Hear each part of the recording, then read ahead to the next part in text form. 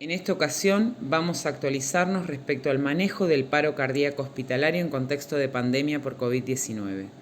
Debemos recordar que la reanimación cardiopulmonar es un procedimiento de alto riesgo para los profesionales del equipo de salud, por lo cual se recomienda mantener la protección de los equipos a través de la utilización de equipos de protección personal durante todo el periodo que dure la reanimación cardiopulmonar. Nuestro objetivo es brindar orientación y actualización respecto a RCP en adultos con sospecha o confirmación de infección por COVID-19 en base a la información con la que contamos actualmente. Para ello vamos a seguir lineamientos de sociedades científicas nacionales como la Sociedad Argentina de Terapia Intensiva y la Sociedad Argentina de Cardiología e internacionales como las guías AJA e ILCOR. Recordemos que el personal de salud asistente de pacientes COVID tiene un incremento del riesgo de contraer la enfermedad, por lo cual debemos recordar siempre sostener las medidas de protección personal de acuerdo al nivel de exposición que veremos más adelante. Los procedimientos sobre la vía aérea y la realización de compresiones torácicas implican riesgo de aerosolización, por lo cual es imperioso instrumentar la vía aérea en el paro cardiorrespiratorio de manera precoz por el profesional que tenga mayor entrenamiento. Esto disminuye los tiempos de la intervención, sosteniendo todo el tiempo las medidas de protección personal y la utilización de equipos nivel 3. A continuación describiremos las recomendaciones de soporte vital avanzado, haciendo especial énfasis en la utilización de medidas de protección personal por todo el personal asistente.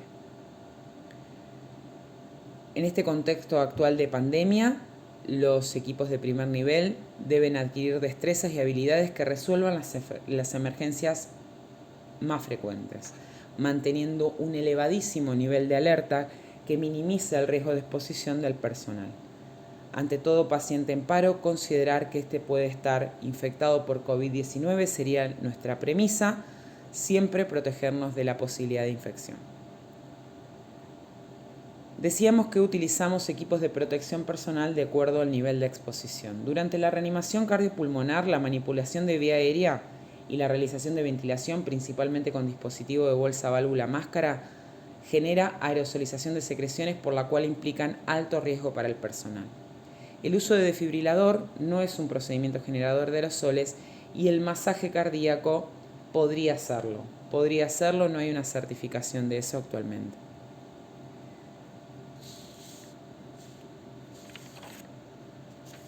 La cadena de supervivencia es un resumen de los eslabones necesarios para proporcionar una RCP exitosa. Como vemos aquí, el primer eslabón de la cadena es la vigilancia y prevención, es decir, en el ámbito hospitalario es detectar precozmente a aquellos pacientes que presenten un deterioro clínico agudo que finalmente termine en un paro cardíaco. Para ello vamos a valernos de nuestra evaluación clínica frecuente y podemos utilizar herramientas como SCORE, el SCORE de News o el SCORE de News modificado que agrega la edad al SCORE anterior, que considera parámetros clínicos que se pueden utilizar en pacientes COVID a fin de detectar y tratar precozmente toda condición que conlleva un deterioro clínico. Para ello nos vamos a valer de herramientas como la frecuencia respiratoria, la saturación, el uso o el requerimiento de oxígeno suplementario, la temperatura que tiene el paciente, su presión arterial sistólica y frecuencia cardíaca, y la confirmación o no de enfermedad por COVID-19. Esto va a dar un puntaje final que cuando supera el número 7 estamos ante un paciente crítico. Esto nos sirve como herramienta para reconocer a aquellos pacientes que van a tener mala evolución clínica, recordando que esta enfermedad cursa con un cuadro de neumopatía grave que puede conllevar un deterioro clínico rápido. En estos pacientes la recomendación es la intervención sobre la ventilación mecánica rápidamente, y esto de preferencia debería hacerse en un ámbito cerrado. Otra cosa que debemos considerar ante todo paciente afecto de esta infección y que debe conocer todo el equipo de salud es definir qué paciente ante un deterioro clínico cumple o no criterios de reanimación. El segundo eslabón de la cadena es la utilización de equipos de protección personal, que en caso de RCP en pacientes COVID implica equipos de protección personal nivel 3. Esto implica la utilización de barbijo N95, la protección de mucosas y ocular a través del uso de antiparras y máscaras faciales, la utilización de camisolines hidrorrepelentes y guantes. Estos deben utilizarse durante toda la RCP. El tercer eslabón de la cadena es el reconocimiento del paro y la activación del sistema de reanimación. Se recomienda que todos los sectores y todos los lugares tengan planificado y simulado previamente la asistencia a los pacientes en paro con esta condición clínica. Debemos también contar con planes alternativos, principalmente para vía aérea, como por ejemplo la utilización de dispositivos supraglóticos, y debemos recordar que en seguridad de la escena el número de integrantes del equipo de reanimación debe ser el menor posible, con roles previamente definidos y principalmente a aquellos que mayor entrenamiento tengan. En nuestro cuarto lugar se encuentra la RCP básica de alta calidad. Esto implica compresiones torácicas de alta calidad.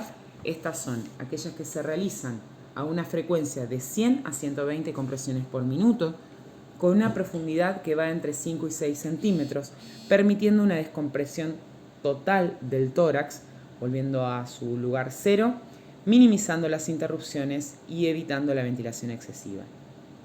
La defibrilación temprana es una recomendación incluso antes de la intervención sobre vía aérea. Y, por supuesto, que el último eslabón de la cadena implica los cuidados hospitalarios posparo. Aquí vemos un equipo de reanimación. Ellos son 3 integrantes y vamos a ver cuáles son los roles de cada uno. Tenemos aquí 4 integrantes, ¿sí?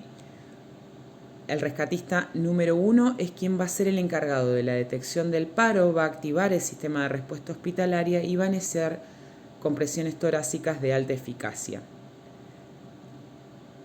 El rescatista número 2 va a ser quien haga la intervención sobre vía aérea. Además, va a ser quien releve al rescatista número 1 en las compresiones torácicas. El rescatista número 3 va a ser el encargado de manejar el dispositivo de defibrilación, que de preferencia se utilizan paletas autoadhesivas. Va a ser el encargado del control de ritmo, además de colocar accesos vasculares y administrar las drogas que vamos a ver más adelante. El rescatista número 4 actúa de vigía y va a ser quien certifique los tiempos y el cumplimiento y adhesión a toda la normativa.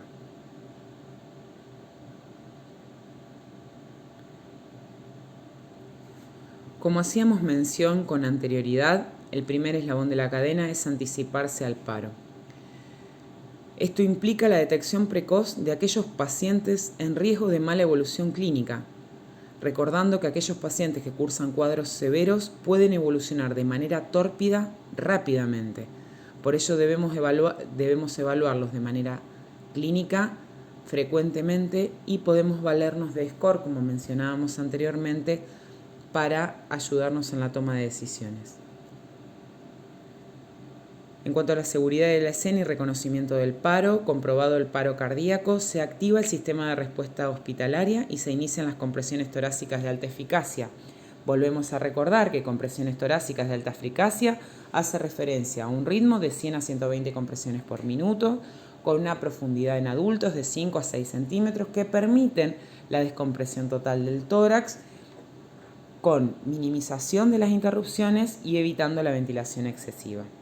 El primer reanimador, luego de reconocer el paro, activa el sistema de respuesta hospitalaria e inicia las compresiones torácicas.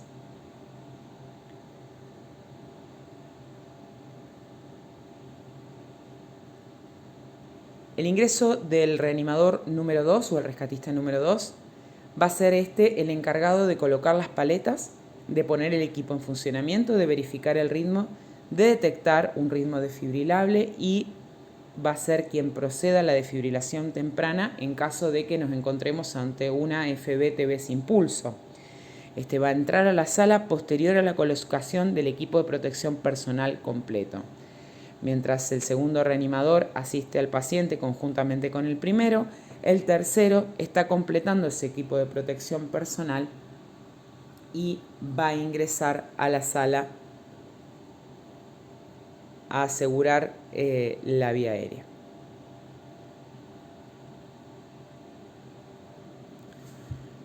La recomendación sigue siendo la desfibrilación temprana. La presencia de un ritmo desfibrilable implica aumento de las posibilidades de retornar a la circulación espontánea.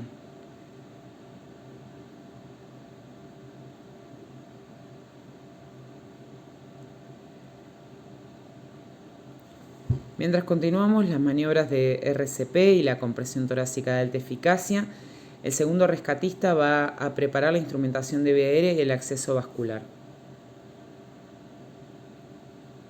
Para intervenir sobre la vía aérea debemos recordar que deben discontinuarse las compresiones torácicas.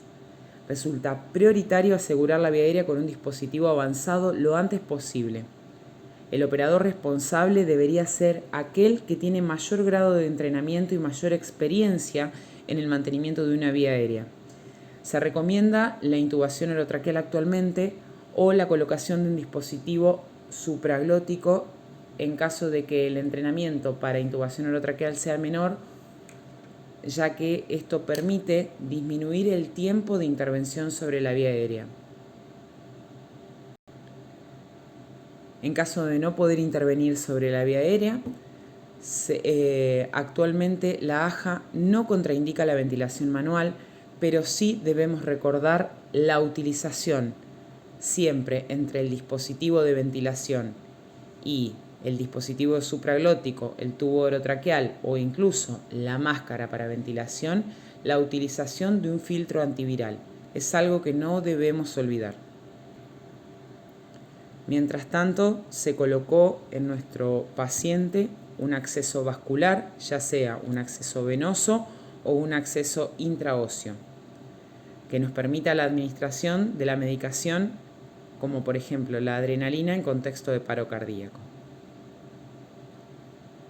Luego de 2 minutos de compresiones de alta eficacia, luego de haber intervenido sobre vía aérea, vamos nuevamente a verificar el ritmo. La presencia de un ritmo desfibrilable, es decir, FB o TB sin pulso, implica la desfibrilación, ¿sí? Lo vamos a hacer con una descarga de 360 Joule, posterior a lo cual vamos a continuar con compresiones de alta eficacia durante 2 minutos. Mientras tanto, el segundo reanimador va a administrar de modo endovenoso 1 miligramo de adrenalina cada 3 a 5 minutos. En caso de no observar un ritmo desfibrilable y encontrarse el paciente en asistolia, vamos a continuar las compresiones torácicas de alta eficacia y la administración de adrenalina de 1 miligramo cada 3 a 5 minutos. La ventilación durante la reanimación cardiopulmonar debemos recordar evitar la hiperventilación, por lo cual la ventilación va a ser lenta de 10 a 12 veces por minuto en caso de que tengamos. Debemos recordar que la hiperventilación es nociva para el paciente en paro, debido a que aumenta la presión intratorácica, esto disminuye el retorno venoso y es contraproducente para la reanimación cardiopulmonar. Anteriormente habíamos mencionado las características de las compresiones de alta eficacia, las vamos a volver a repetir: frecuencia de 100 a 120 por minuto, con una profundidad de 5 a 6 centímetros, permitiendo el completo retorno a posición cero del tórax, evitando la hiperventilación. Estas deben sostenerse en ciclos de 2 minutos, minimizando las interrupciones. En cuanto a las drogas a administrar, vamos a administrar 1 miligramo de adrenalina cada 3 a 5 minutos. En el caso del algoritmo, cuando seguimos el algoritmo de ritmos desfibrilables, luego de la segunda descarga, si se mantiene FB o TB sin pulso, vamos a administrar 300 miligramos de amiodarona endovenoso. Debemos recordar durante todo el paro cardíaco descartar las causas que llevan al paciente al paro y hacemos mención a las clásicas 5H y 5T. En el caso de los pacientes afectados por COVID-19, recordemos que cursan con cuadros de neumopatía grave, por lo cual la hipoxia puede ser la principal causa que los lleva al paro. Además, estos pacientes pueden tener deterioro de la función renal, lo que conlleva acidosis metabólica e hipocalemia como otras causas de paro, recordando que las otras H son la hipovolemia y la hipotermia. En cuanto a la 5T, recordemos que esta enfermedad es una enfermedad protrombótica, por lo cual es posible la presencia de tromboembolia de pulmón como causa de paro. También la trombosis cardíaca con el consecuente infarto agudo de miocardio. Y en pacientes que ingresaron a ventilación mecánica antes del paro o que se mantienen en ventilación mecánica, debemos recordar el neumotórax a tensión como causa originaria del paro. Y por último, la quinta T es el taponamiento cardíaco. Vamos a seguir nuestra secuencia de reanimación haciendo ciclo de 2 minutos de compresiones torácicas, intercambiando quien realiza las compresiones entre los rescatistas que mantienen la vía aérea y el rescatista número 1. El intercambio va a ser cada 2 minutos porque de esta manera evitamos que el agotamiento genere compresiones de menor eficacia.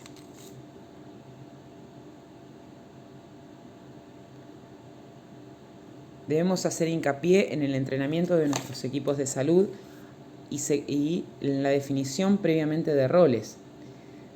De preferencia, nuestro equipo de reanimación debe estar formado por aquellos profesionales con mayor entrenamiento.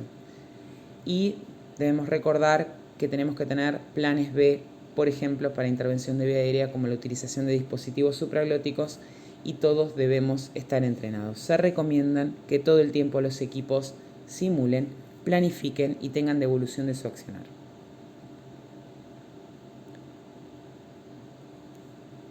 Posterior a la reanimación, nuestro objetivo es llegar a una actividad eléctrica organizada con un ritmo de perfusión para continuar posteriormente los cuidados posparos en el ámbito intrahospitalario. Durante toda la reanimación vamos a mantener el uso de los equipos de protección personal. Recuerde que cualquier paciente en paro cardíaco asistido por un equipo sanitario puede estar infectado por COVID-19, por lo cual mantengamos nuestra protección de manera continua ante todo paciente en paro. Evite iniciar la reanimación si no están correctamente colocados los equipos de protección personal según el nivel de exposición. Las instrucciones deben ser previas y el entrenamiento debe ser previo asignando funciones y tareas. De esta manera se favorece el desempeño de todo el equipo de reanimación y se reduce el riesgo de contaminación. La presencia de un cuarto rescatista permite que haya una vigilancia respecto a la seguridad y apoyo logístico que mejora el desempeño de todo el equipo. Hay que ensayar, practicar y simular todos los procedimientos. De esta manera vamos a mejorar las dinámicas de equipo y vamos a disminuir el riesgo de infección, manteniendo constantemente a todo el equipo entrenado. Vamos a hacer un apartado respecto a la intubación orotraqueal. La intubación orotraqueal es la recomendación actual respecto a intervención de vía aérea en paciente en paro. Esto necesita una práctica constante para no perder el nivel de destreza, por lo cual, con el correr del tiempo, se puede perder experiencia. Los dispositivos supraglóticos permiten un aprendizaje más rápido y mantener esta destreza durante el tiempo, por lo cual se recomienda la utilización de máscara laringea como una alternativa razonable en todos los protocolos de abordaje de vía aérea durante las emergencias para los equipos hospitalarios. Debemos recordar que con dispositivos supraglóticos la ventilación debe ser lenta, a 10 a 12 veces por minuto, con la menor presión posible. Aquí le dejamos una serie de referencias con la bibliografía que se puede consultar respecto a lo que venimos hablando durante estos días.